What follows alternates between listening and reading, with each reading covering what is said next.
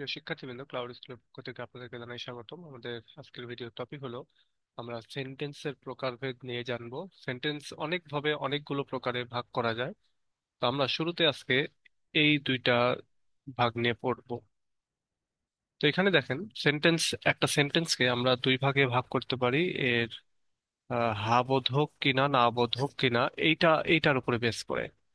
অর্থাৎ সেন্টেন্স কে আমরা দুই ভাগে ভাগ করতে পারি। একটা হচ্ছে পজিটিভ মানে হা বোধক, আর একটা হচ্ছে নেগেটিভ বা না বোধক। এখানে ধরেন, যেমন আমরা যদি এরকম বলি যে রহিম ইজ গোয়িং টু বাজার, রহিম বাজারে যাচ্ছে। এই কথাটা, এটা হচ্ছে হা বোধক, ইয়েস যাচ্ছে। আর আরেকটা, এটারই যদি না বোধক করি তাহলে রহিম ইজ নট গোয়িং টু বাজার, রহিম বাজারে যাচ্ছে না। তাহলে এটা একটা ভাগ। সেন্টেন্সের একটা প্রাথমিক ভাগ হচ্ছে পজিটিভ এবং নেগেটিভ। পজিটিভ মানে হা বোধক, আর নেগেটিভ বলতে না বোধক।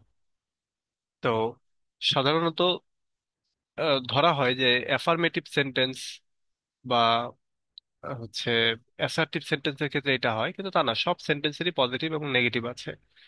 এখন আপনি বুঝবেন কিভাবে যে কোন কোন সেন্টেন্স নেগেটিভ? কিছু কথা আছে যেগুলো নেগেটিভ, কিছু ওয়ার্ড আছে যে ওয়ার্ডগুলো দেখে আপনি বুঝবেন যে এই সেন্টেন্সগুলো নেগেটিভ। যেমন ধরেন, কোনো বাক্যে যদি নট থাকে তাহলে এটা নেগেটিভ। যদি নো থাকে তাহলে নেগেটিভ।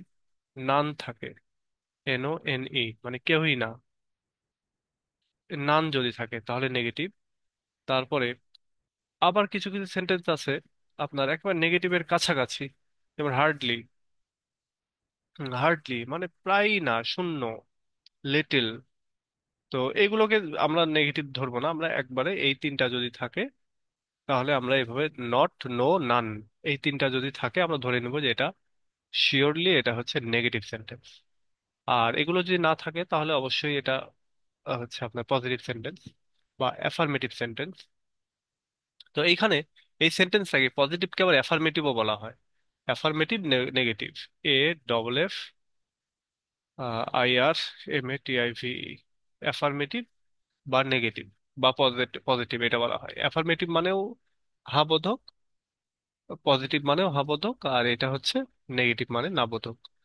তো আমরা শুরুতে আজকে এই ভিডিওতে যেটা শিখলাম সেটা হচ্ছে যে সেন্টেন্সকে আমরা দুই ভাগে ভাগ করতে পারি।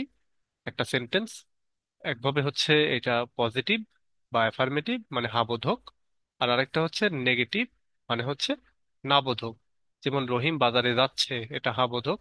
রহিম বাজারে যাচ্ছে না, তাহলে এটা না বোধক।